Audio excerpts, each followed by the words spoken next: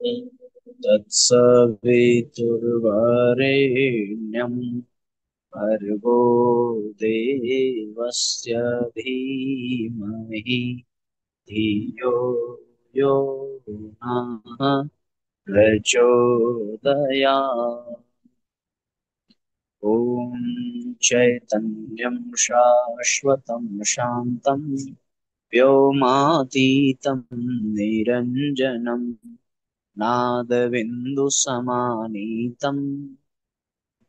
कलातीतं तस्मै श्रीगुरवे नमः। ॐ सद्गुरुचरण कमलेभ्यो नमः। परम पूज्य गुरुदेव परमदनीय माता जी के दिव्य संरक्षण में विराजमान ऑनलाइन दैनिक स्वाध्याय के आज के सत्र में आप सभी आत्मीय बंधुओं का बहुत बहुत स्वागत, बहुत बहुत अभिनंदन है साथियों। युग निर्माण योजना जुलाई माह की हम सभी पढ़ रहे हैं। आज का पहला अध्याय है स्वयं को जानने का साधन है मौन। आइए प्रारंभ करते हैं आज के सत्र को। सभी परिजन शीघ्रता पूर्वक आज के लिंक को शेयर कर दें, जिससे कि हम सब सर्वाधिक लोगों तक पूज्य गुरुदेव के विचारों को पहुंचा सकें। आध्यात्मिक जीवन में मौन की बहुत महिमा गाई गई है, क्योंकि इसके माध्यम से हमें एकाग्र रहने में बहुत सहायता मिलती है और हमारी वाणी की शक्ति का भी संचय होता है तथा उसका अपव्यय नहीं हो पाता। जब भी हमें किसी कार्य को गंभीरता के साथ एकाग्र मनः स्थिति से करना होता है तो हम एकांत तलाशते हैं, जहां पर कोई हमारे कार्य में दखल न दे सके और हम शांत चित्त से मौन रहकर अपना कार्य कर सकें। मौन के माध्यम से ही आध्यात्मिक जीवन की शुरुआत होती है। इसके द्वारा ही हम इस राह पर चल सकते हैं। मौन के द्वारा ही हमें जीवन की गहराइयों का ज्ञान होता है।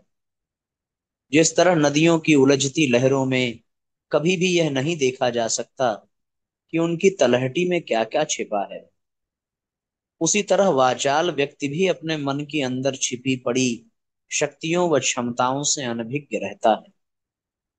जिस तरह शांत नदी के अंदर का जल इतना स्वच्छ व पारदर्शी होता है कि उसके जल में रहने वाली मछलियों, सीप, शंख, कंकड़, पत्थर आदि को आसानी से देखा जा सकता है, उसी प्रकार शांत मन भी व्यक्ति के सामने अपने विशाल छिपे हुए जखीरे को प्रकट करने लगता है।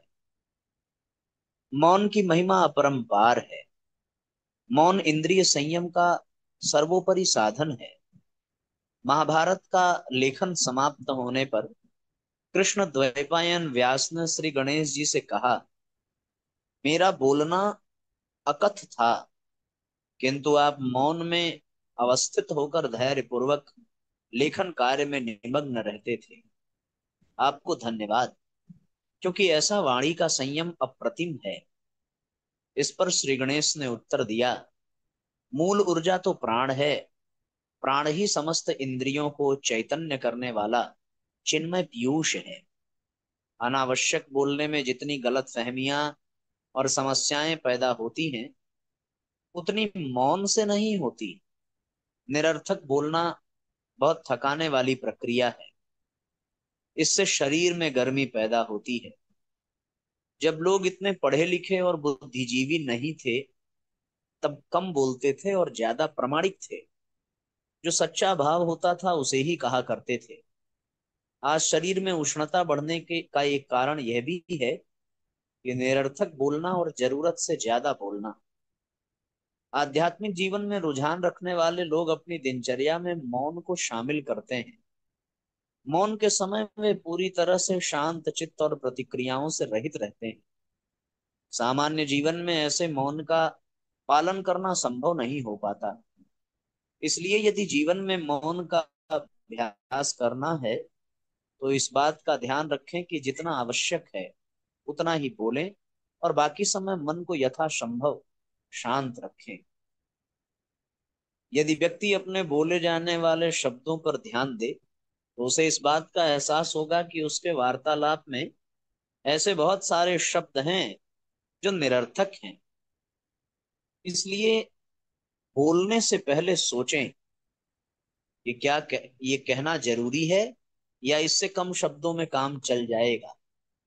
इससे धीरे धीरे शरीर व मन में ऊर्जा का संचय होगा। जब हम मौन धारण करते हैं तो सहज ही प्रकृति का अंश बन जाते हैं, क्योंकि प्रकृति में तो सर्वत्र मौन पसरा हुआ है और मौन रहकर प्रकृति निरंतर प्रतिपल गतिशील है। उसमें जरा सा भी ठहराव नहीं। आचार्य विनोबा कहते थे, मौन और एकांत आत्मा के सर्वोपरि मित्र हैं। मौन के बाहर की दुनिया मन की दुनिया है, जबकि मौन की दुनिया आत्मा की और प्रकृति के रहस्यों की दुनिया है। संसार में जितने भी तत्वज्ञानी हुए हैं सभी मौन के साधक रहे हैं। महावीर, तथागत बुद्ध, ईसा, मूसा, जरदुस्त, महर्षि रमण आदि लोगों ने आध्यात्मिक ऊर्जा मौन से ही प्राप्त की थी। महात्मा गांधी भी अपनी दिनचर्या में मौन रहने का नियमित अभ्यास करते थे और इसके प्रभाव से बहुत प्रभावित थे। इसलिए सोमवार उनके आश्रम में मौनवार के नाम से जाना जाता था। इस दिन सारे आश्रमवासी मौन रहते। महात्मा गांधी जी के लिए मौन एक प्रार्थना के समान था, जो उनके लिए आध्यात्मिक सुख लेकर आता था। उनका कहना था, बोलना सुंदर कला है, लेकिन मौन इससे भी ऊंची कला है। मौन सर्वोत्तम भाषण है। अगर एक शब्द से काम चले तो दो मत बोलो। संत इमर्सन का कहना था, आओ हम मौन रहें ताकि फरिश्तों की कानाफूसियां सुन सकें। भगवान बुद्ध जब सत्य की खोज के लिए निकल पड़े तो वर्षों तक उन्होंने तरह तरह की साधनाएं व उपाय किए, किंतु सत्य नहीं मिला। अंततः वह मौन के सरोवर में डूबे और उन्होंने सत्य का मोती पा लिया। बाद में बुद्ध के अनुयायियों ने जब उनसे परमात्मा के संबंध में प्रश्न किया तो यह मौन ही उसका उत्तर था। मौन आत्मा का सर्वोत्तम मित्र है। इसलिए मौन रहने पर ही हम अपने सबसे करीब होते हैं, अंतर्मुखी होते हैं और बोलने पर बहिर्मुखी हो जाते हैं। मौन के पलों में हम स्वयं से संवाद कर पाते हैं, जबकि बोलने में हम दूसरों से संवाद करते हैं। हम जिस दौड़ भाग का जीवन जी रहे हैं वहां भी इसकी महत्ता निर्विवाद है। इसलिए महान चिंतक बेकन ने इसे व्यस्तता के बीच की निद्रा माना, जो ज्ञान में नई स्फूर्ति पैदा करती है। एक महान विचारक ने कहा, वार्तालाप भले ही बुद्धि को मूल्यवान बनाता हो, किंतु मौन प्रतिभा की पाठशाला है। कुछ लोगों का कहना है कि हम मौन रह ही नहीं सकते, हमें मौन रहने से घुटन होती है, घबराहट होती है। उनसे भी यही कहना है कि वे अपने जीवन में थोड़ा बहुत मौन का अभ्यास करना सीखें, क्योंकि यही एकमात्र वह रास्ता है कि जिससे हम स्वयं को जान सकते हैं। इसलिए सभी को अपने जीवन में मौन का अभ्यास करना चाहिए। इससे बहुत सारे फायदे प्रत्यक्ष होंगे। सबसे पहले वाद विवाद थमेंगे, अनावश्यक बातें नहीं होंगी और कलह क्लेश नहीं होगा। मौन रहने से शांति का साम्राज्य फैलेगा। मौन के माध्यम से हम साधना जगत में प्रवेश कर पाएंगे और अध्यात्म जगत के रहस्यों का अनावरण भी कर पाएंगे। मौन हमारे जीवन के बहुत सारे प्रश्नों का उत्तर है और इन उत्तरों को जानने का एक ही तरीका है कि मौन रहने का अभ्यास करके इन्हें हासिल करें। साथियों, ये बड़ा मजेदार अध्याय था, इसमें बड़ा आनंद आया। मौन के विषय में कितनी महत्वपूर्ण जानकारियां दी। अब आइए हम लोग प्रयास करें, प्रतिदिन न संभव हो सके तो सप्ताह में एक दिन ऐसा निश्चित करें जब मौन रह सके। अगला अध्याय है ग्रीष्मकालीन अवकाश का सदुपयोग। 10 जुलाई को गुरु पूर्णिमा का महत्वपूर्ण पर्व है जो अब बीत चुका है। गुरु शिष्य के संबंधों में प्राण ऊर्जा का संचार करने वाला यह पर्व पूरे देश में पूरे उत्साह से मनाया जाएगा। 5 जून को गायत्री जयंती का पर्व भी गायत्री तपोभूमि मथुरा शांति कुंज जन्म स्थान आवलखेड़ा में तो उत्साह पूर्वक मना ही, देश विदेश में फैले हजारों गायत्री शक्ति पीठों प्रज्ञा पीठों तथा प्रज्ञा केंद्रों पर भी मना। विद्यार्थियों तथा शिक्षकों का समय। सभी शिक्षण संस्थानों में ग्रीष्मकालीन अवकाश होते हैं। अधिकांश लोग इस अवसर पर ठंडे स्थानों पर जाने का कार्यक्रम बनाते हैं। बच्चे मामा बुआ आदि रिश्तेदारों के घर जाकर छुट्टियां मनाते हैं। पर गायत्री तपोभूमि इस कालखंड का उपयोग शिक्षकों तथा विद्यार्थियों के व्यक्तित्व विकास के लिए करता है। बच्चे युग निर्माण योजना मिशन की नींव के पत्थर हैं। इस सूत्र को ध्यान में रखकर शिक्षकों छात्रों छात्राओं के शिविर यहाँ पर इसी अवधि में लगाए जाते हैं जो अत्यंत सफल होते हैं। इन पंक्तियों के लिखे जाते समय कन्याओं का 23 से 29 मई और लड़कों का 7 से 13 जून 7 दिवसीय शिविर समाप्त हो चुका है।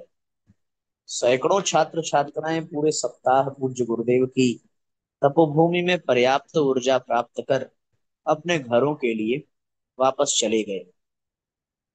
प्रातः 5 बजे से योग साधना आरती ध्यान यज्ञ बौद्धिक कक्षाएं गायत्री मंत्र लेखन तपोभूमि के विभिन्न प्रकल्पों के भ्रमण आदि में उनका पूरा समय आनंद के साथ बीता। बौद्धिक कक्षाओं में आधे वक्ता पुरुष थे तो आधी संख्या महिलाओं की रही। छात्र यहाँ से अपने साथ गायत्री मंत्र बॉक्स मंत्र लेखन कापियां तथा गुरुदेव रचित पुस्तकें साथ ले गए जो उनके जीवन को सही दिशा प्रदान करेंगे। वक्ताओं ने उन्हें परम पूज्य गुरुदेव परम वंदनीय माता जी के संबंध में जानकारियां दी। श्रोता उनके जीवन के विभिन्न प्रसंगों को सुन समझकर मिशन को और अच्छी प्रकार आत्मसात किए। जहां सामान्य शिक्षण संस्थानों में कम उम्र के विद्यार्थी कुसंग के कारण नशा सेवन आदि बुराइयों के जाल में फंस जाते हैं, यहाँ के शिविरार्थी इन व्यसनों में कभी न फंसने का संकल्प लेते हैं जो उनके जीवन में अमृत घोलता है। इनके संपर्क में आने वाले युवा भी सन्मार्ग पर चलने को तैयार होते हैं। प्रतिभा संवर्धन के संबंध में युग निर्माण योजना द्वारा प्रकाशित सर्वाधिक अंक कैसे प्राप्त करें पुस्तक काफी लोकप्रिय रही। छात्र इससे प्रभावित हुए और अपने साथ ले गए। परम पूज्य गुरुदेव द्वारा रचित युग निर्माण सत्संकल्प के सूत्रों को भली प्रकार ही समझा गया और इन्हें जीवन क्रम में ढालने के संकल्प भी उभरे। युग निर्माण प्रेस मां भगवती गौशाला प्राकृतिक चिकित्सा केंद्र की गतिविधियों को देखकर छात्र खूब प्रभावित हुए। छात्रों के जन्म दिवस मनाए गए तो बहुतों ने गुरु दीक्षा ग्रहण की। अन्य छात्र भी इसे देखकर प्रभावित हुए और इसी रीति से अपने अपने जन्मदिन मनाने का निश्चय किया। दो छोटी छोटी प्रेरणाप्रद फिल्में भी दिखाई गईं। प्रथम फिल्म माउंटेन मैन दशरथ माझी से संबंधित थी जिनने अपने संकल्प बल के आधार पर पहाड़ काटकर रास्ता बनाया ताकि आसपास के रहने वाले लोगों को लंबा चक्कर काटकर गंतव्य तक पहुंचने के बजाय अब कम समय में पहुंचने की सुविधा प्राप्त हो। दूसरी फिल्म लता भगवान करे नाम की महिला से संबंधित थी जो एक स्थानीय विद्यालय में सेवा देती थी। उसके पति को कोई रोग हो गया और उसके पास इलाज के लिए धन नहीं था। संयोगवश विद्यालयीन मैराथन रेस की घोषणा हुई जिसमें विजेता क्रमांक 1 को 5,000 का पुरस्कार दिया जाना था। वह जब अपनी सामान्य साड़ी में दौड़ लगाने को पहुंची तो लोगों ने उसका उपहास बनाकर हतोत्साहित किया, पर वह अपने संकल्प पर अडिग थी। उस प्रतियोगिता में वो प्रथम स्थान पर रही तथा उसे 5,000 का पुरस्कार मिला जिसका उपयोग उसने पति की चिकित्सा के लिए किया। उसकी संकल्प शक्ति ने प्रभावित होकर एक फिल्मकार ने कमर्शियल फिल्म बनाने की घोषणा कर दी। उसमें किसी पेशेवर अभिनेत्री को रोल मिलने वाला था और श्रीमती लता भगवान करे के आग्रह पर फिल्मकार को नतमस्तक होकर उसे ही फिल्म में लेना पड़ा। 7 दिवसीय विद्यार्थियों के यह माता सरस्वती शिविर खूब सफल रहे। विदाई गीत पूज्य गुरुदेव एवं परम वंदनीय माता जी की पौत्री सुश्री मृणालिनी शर्मा ने प्रस्तुत किया, तो विदाई संदेश परम पूज्य गुरुदेव एवं परम वंदनीय माता जी की पुत्र वधू श्रीमती निर्मल शर्मा जी ने दिया। समापन के अवसर पर सभी विद्यार्थी उत्साह के चरम पर थे। युग निर्माता शिक्षक सम्मेलन में 1, 2, 3 जून 2025 की अवधि में संपन्न हुआ। सैकड़ों शिक्षक पधारे, विद्यालय संचालक भी पधारे। परम पूज्य गुरुदेव ने जमाने को बदलने के लिए मथुरा से युग निर्माण योजना का शुभारंभ किस प्रकार किया, इस जानकारी को आत्मसात कर शिक्षकों ने भारतीय संस्कृति ज्ञान परीक्षा, बाल संस्कार शाला, स्वास्थ्य संवर्धन, व्यक्ति निर्माण, परिवार निर्माण, समाज निर्माण, शिक्षा और विद्या, युग निर्माण, सत्संकल्प आदि सूत्रों को रुचिपूर्वक आत्मसात किया। आशा है इन विधाओं के समुचित उपयोग से शिक्षक समुदाय विद्यार्थियों के जीवन को संवारने में समर्थ हो सकेगा। गर्मी की छुट्टियों का यह रचनात्मक सदुपयोग लोगों के लिए प्रेरक उदाहरण बनेगा, ऐसी आशा है।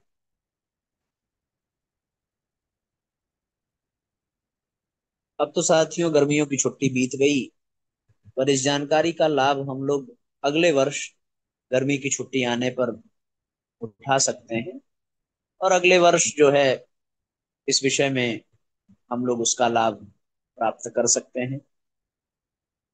एक अगला अध्याय है प्राकृतिक आहार अलसी।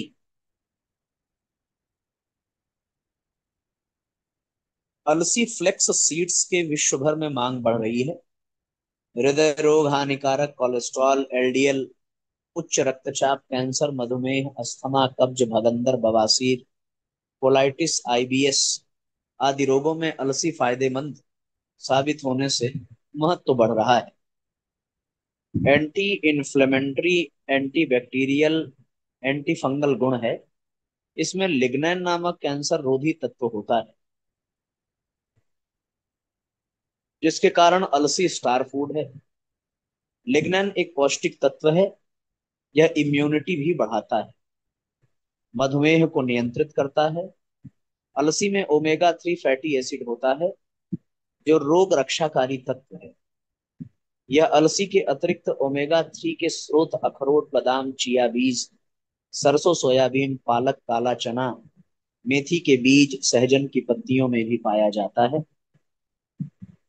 ओमेगा 3 ट्राइग्लिसराइड्स को कम करता है, आंखों को स्वस्थ रखने में भी इसकी भूमिका है। हानिकारक कोलेस्ट्रॉल को कम करने में, रक्त नलिकाओं को स्वस्थ बनाए रखने में ओमेगा 3 की महत्वपूर्ण भूमिका है। अलसी में अल्फा लियोलेनिक एसिड होता है, जो इन्फ्लेमेशन दूर करता है। यह स्मरण शक्ति बढ़ाता है, नर्वस सिस्टम को बल देता है, केंद्रीय स्नायु संस्थान का कार्य दुरुस्त करता है, चयापचय मेटाबॉलिज्म बढ़ाता है, भूख पर नियंत्रण करता है, किडनी लीवर की कार्यप्रणाली को सशक्त करता है। अलसी का तेल नेत्रों में डालने से आंखों का सूखापन, काला पानी तथा मोतियाबिंद की संभावना को कम करता है। वर्तमान में आधुनिक खान पान में ओमेगा 6 की अधिक मात्रा होने के फलस्वरूप मधुमेह, गठिया, अस्थमा, कैंसर, उच्च रक्तचाप, हार्ट अटैक, ब्रेन स्ट्रोक आदि विभिन्न रोगों की वृद्धि हो रही। अलसी का तेल गर्म नहीं करना है, इसे ठंडा ही खाद्य पदार्थों में मिलाकर सेवन कीजिए। 30 ml नित्य यह तेल सेवन कर सकते हैं। पित्त की पथरी से बचाने में अलसी की बड़ी भूमिका है। अलसी कैसे खाएं? पहला, बाजार से अलसी के बीज लाकर साफ कर लें, कंकड़, तिनका, मिट्टी आदि हटा लें। दूसरा, उसको पानी से धोएं, अन्यथा अलसी की लुगदी बन जाएगी। अलसी को मंद आंच पर सेकें, सावधानी रखें कि अलसी जल न जाए। सेकते समय ढक कर रखें, क्योंकि सेकते समय अलसी उछलती है। उतनी मात्रा ही सेकें जितनी की सप्ताह में खर्च हो जाए। इसे अधिक दिनों तक सेक कर न रखें। अलसी पीस कर रोटी के आटे में मिला लें। प्रति व्यक्ति 30 ग्राम नित्य अलसी सेवन कीजिए। अलसी को सेक कर पीस कर लड्डू बनाकर सेवन कीजिए। अलसी का शुद्ध तेल पनीर में मिलाकर खाएं। ये साथियों अलसी का उपयोग था। सद्वाक्य है कि गर्व मानव के पतन पराभव का मुख्य कारण है। इसलिए साथियों गर्व से बचना चाहिए। एक और सद्वाक्य, मनुष्य का सच्चा गौरव उसके आचरण की श्रेष्ठता में है। और तीसरा वाक्य है कि क्रोध को क्षमा से, विरोध को अनुरोध से जीता जा सकता है। इस तरीके से आज का स्वाध्याय साथियों पूर्ण हुआ। अब आज के सत्र को यहीं पर विश्राम देंगे। गायत्री मंत्र हमारे साथ साथ बोले।